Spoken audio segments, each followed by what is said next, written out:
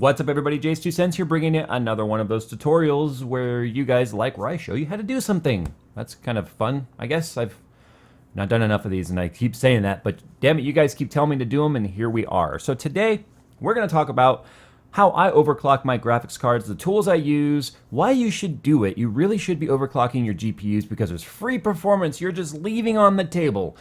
And it's not right, because you pay for these amazing graphics cards and you need to get every ounce of performance out of them that you possibly can. Look at it this way. Overclocking your graphics card is like getting a free upgrade, because often the performance jump that you can get on your graphics card is often very similar to going up to the next tier GPU if you had bought it. And maybe you couldn't afford it, but now you can get performance that's similar absolutely free. So don't go anywhere. Have you been putting off water cooling your computer because you're afraid that you're a klutz and you're just gonna screw it up? Well, that's okay, because EK Waterblocks is launching its brand new line of Predator water cooling loops that feature the exact same components that you would find in standalone custom-built loops already put together for you. So go ahead, check out the pre-order link down in the description, and while you're there, you can buy back your man card. Trust me, you want that man card back. Do it now.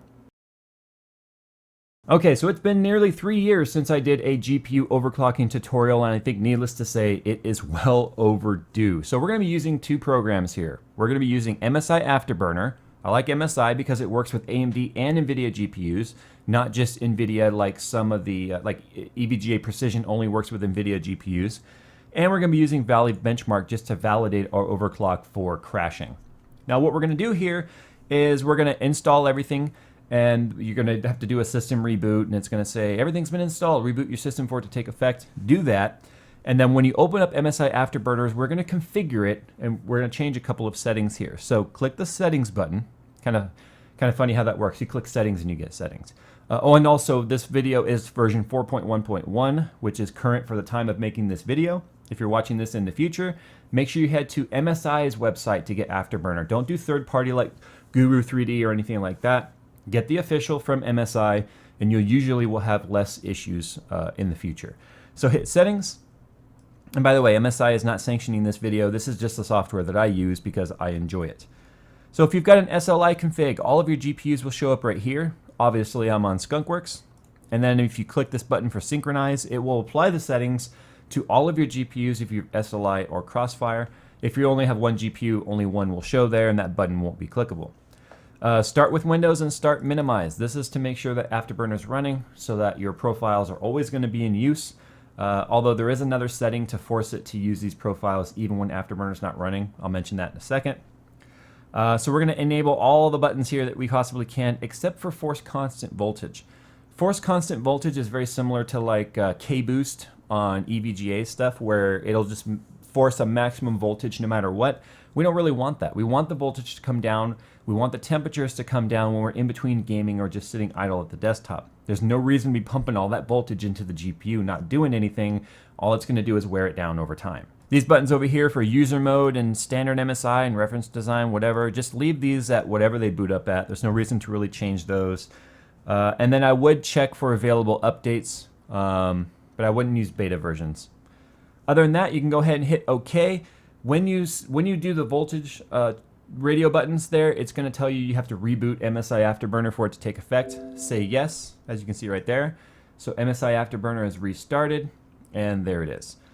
These are all the values we'll be monitoring. The only things I'm monitoring in this tutorial are GPU temperatures for all three GPUs in my system, GPU usage for GPU 1, because that's always going to tell me what the max usage was, and the other two GPUs will usually follow suit if there's an SLI config, and then GPU core clocks for 1, 2, and 3. As you can see right now, we're all running at 1001 megahertz, and that's because we are encoding this video using the GPUs, so they're not sitting idle like they normally would.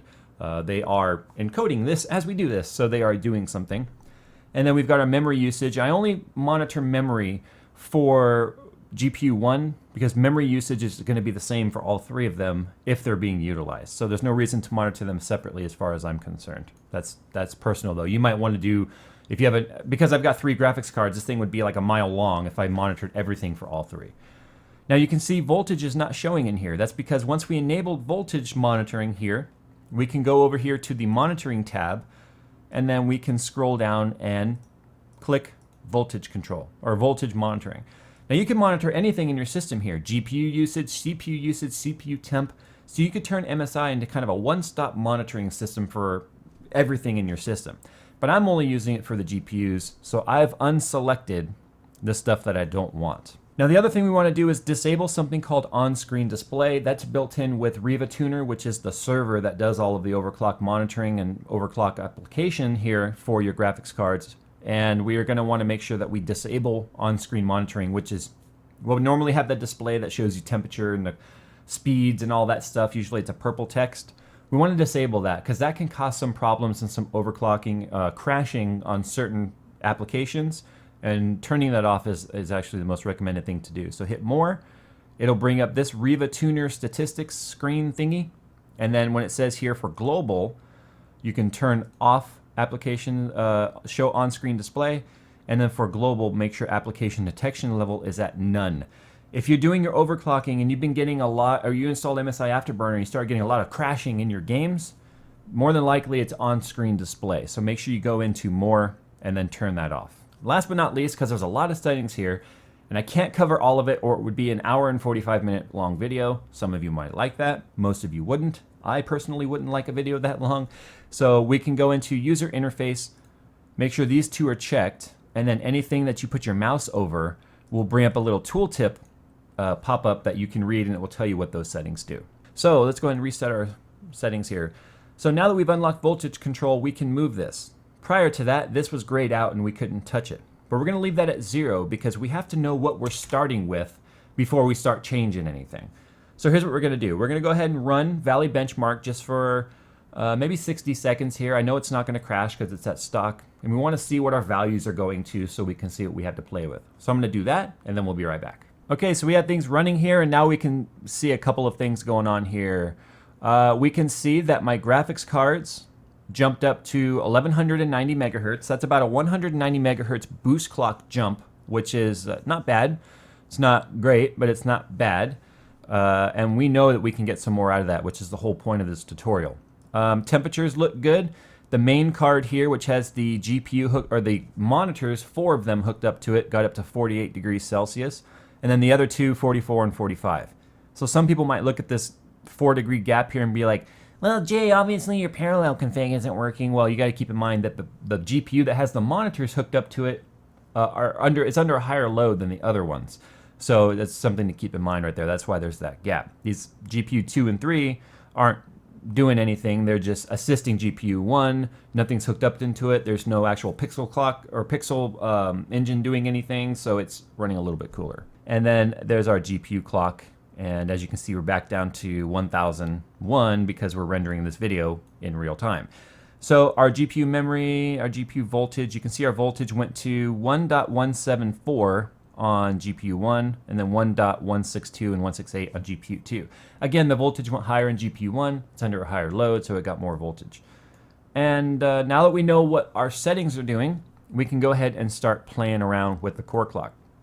Now we're going to leave the core voltage alone. We don't want to touch core voltage until we find an unstable setting. Now what we're going to do here is you're going to click this little arrow next to power limit. We are going to prioritize temperature by pointing the arrow down, and we're going to drag that all the way up. Now that's going to freak some people out going, why would you let your graphics card go to 91? More than likely it's not going to reach 91. With the fans that are built onto graphics cards today, it would probably get up into the 80s. It'll never hit 91. And it's better to let the Boost Clock 2.0 prioritize based on temperature than TDP or power limit, because typically there's more headroom in temperature than there is TDP. Now we're going to start with something kind of conservative here. I personally already know that my Titans are capable of 1500 megahertz, and I know 1190 has a big way to go before 1500. But let's just do a 100 megahertz offset. Now the core clock is not the slider here. This is not the clock. This is the offset. Hey guys, it's me, Editing Jay. I'm editing this video right now, and I need to correct something I just said. What I just said about the offset is absolutely true for NVIDIA graphics cards. However, on AMD graphics cards, it will be the clock, at least most of the time. Pretty much all the Radeon R9 stuff is the actual clock that you're entering in there. So if you wanted to try 1200 megahertz, you would type 1200. It works a little bit differently than NVIDIA. So before I get flamed and tons of people getting confusion, I thought I would go, and people potentially underclocking their GPU, I figured I would go ahead and chime in right now and say that recording Jay was stupid and editing Jay needs to tell you that AMD cards are a little different with the way that slider works, and it will be the actual clock. In most cases. There's always exceptions, except for the times when there's not. But usually there is. Are you confused yet? All right, go back to the show. Go. So if I set that to plus 1,000, then that means we're going to try and run 1,190 megahertz, and that's obviously not going to work because that would be a world record. So what you're going to do is you're going to start with a number plus, which is the offset additional to what you just saw. So because I know that I was running 1,190 megahertz, plus 100 will get me 1,290 megahertz. So it's an offset or an addition to whatever the BIOS boost clock setting is. I hope that makes sense. And memory clock, we're going to leave that at 0 right now. So if I apply these settings, we're going to save them to a profile now. So you hit save. These are going to start flashing, and then you can save it to whatever profile you want. So we'll save it to profile 1. There, so now if we hit 1 and apply, you can see everything is where we left it. If you were to hit reset, that puts it all back to the factory BIOS settings. Hit number 1 and apply, you can see our overclock settings just took effect. Now if we want to make sure those take effect every time we start the computer, check this box that says apply overclocking at system startup. That's going to put a profile into the system startup so that even if MSI Afterburner isn't running, then the overclock will still take effect. Another thing you can do is you can control which profiles take effect based on this profile manager in the settings. So for 3D profile, we could say, okay, if it's running a game that has a 3D profile, then run this profile. If it's got a 2D profile, maybe something that's not as, I'm trying to think of a 2D game, maybe like a side scroller or something, then you could tell it to do something else. Even like watching movies and videos would be a 2D profile. So you can control that. Now I like to let 2D and 3D both run at my overclock, so I applied that profile to both. Hit OK, start up Valley, and do it again. Okay, so I only ran Valley for a few seconds here, obviously, because I want to make sure that the core clock has taken effect. So now you can see that plus 100 is getting us a 1,278 megahertz boost. But anyway, we can start playing with this now and bumping it up and up and up until we get a crash. Now here's where I'm going to explain the methodology, and the rest of the work is up to you. Leave the stock voltage, leave it at 0, and then incrementally increase your core until you get an instant crash. And what I mean by that is you hit run on Valley Benchmark, and then it tries to load up the scene and it just crashes. It might go to a gray screen, it might go to a lock screen, the system might hang all together. Simply reboot your machine and then bump down that overclock until you can get the scene to load. Once the scene loads, then you're going to let it run and see if it can do loops for, let's say, a half hour. If it can complete a half hour, chances are then that you probably are stable and you can leave it there. If you want to see if you can get more core clock out of your graphics card, then you would go back to that value that crashed and start bumping up voltage incrementally and see if you get stable. It's just like CPU overclocking. So if you become stable with more voltage, then you can start bumping up the core clock some more. Because sometimes bringing up the voltage will bring where your crash was stable and more headroom. So you're kind of doing this leapfrog thing. Once you get your core clock stabilized, then you can start playing with memory overclock. And believe it or not, memory overclocks tend to have a pretty big impact on how far your system can actually overclock and how the performance actually is. I know a lot of people think that on Maxwell you don't have to touch the memory. That's not true. You can get a huge gain in performance by overclocking the memory as well as the GPU. So here's what we're going to do right now. I'm going to find the max overclocks on my Titans. I'm going to tell you about them, how I got those settings, and then I'm going to cut you guys loose and let you determine what your settings are. Now remember, you can't really hurt your GPUs using MSI Afterburner unless you have a non-factory BIOS that gives it too much voltage control. Then you could damage your GPU by doing too much voltage control and too much heat. Remember, your VRMs are another factor you have to take into account when you're doing your overclocking, because as you bump up voltage, you're putting a big stress on that VRM as well. And those can often die before the GPU does, especially if you don't have good, adequate VRM cooling on the air coolers, which a lot of companies are not doing adequately. Fortunately, since I'm on water blocks, I've got much better temperature control of the VRMs.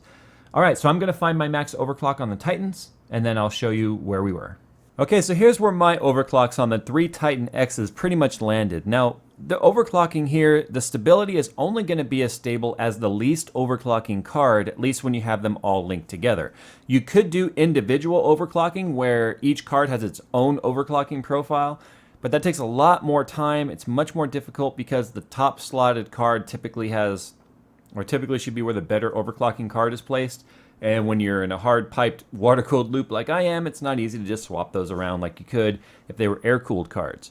Now, I'm running here the plus 112 volts because my cards loved extra voltage. Power limit's at 110 with the max of 91 prioritized on the temps, which is obvious. And my cards did reach over 60 degrees, like 65 degrees Celsius, because this room is closed, it's hot. I've been benchmarking for a couple of hours in here now. And as the temperature in the room rises, so does the water-cooled parts in a water-cooled loop. So it's one of those things where it's a trade-off. Yeah, 65 degrees Celsius is not exactly the coolest water-cooled setup, but when you've got 3 cards being water-cooled together in the same loop, and they're Titan X's, which get really hot, it's actually not a bad temp. It's about 20 degrees Celsius cooler than one card was in there. And if I had 3 of them sandwiched together with reference coolers, they would have been thermal throttling. So I'll take it, trust me. But as you can see here, I got, whoa, I was like clicking away like a clicking monster. So I've got plus 250 on the core, which give me about 1498 megahertz overclock on these cards, all 3 of them, but a plus 400 on the memory. So 800 megahertz extra on the RAM made a big difference in the overclocking as well. So when I did my Valley benchmarks, this was my base run right here at 1440p. Keep in mind these scores are at 1440, as you can see right here, because at 1080p, Skunkworks does get bottlenecked actually, where it doesn't matter if it's overclocked or not, the score is the same, because while overclocking, it can't take advantage of the extra headroom, and even stock was creating a bit of a bottleneck on the cards with the 5960X that's overclocked. So I'm looking forward to all this stuff being updated with Windows DirectX 12 and going with Windows 10 maybe in the near future, but not yet.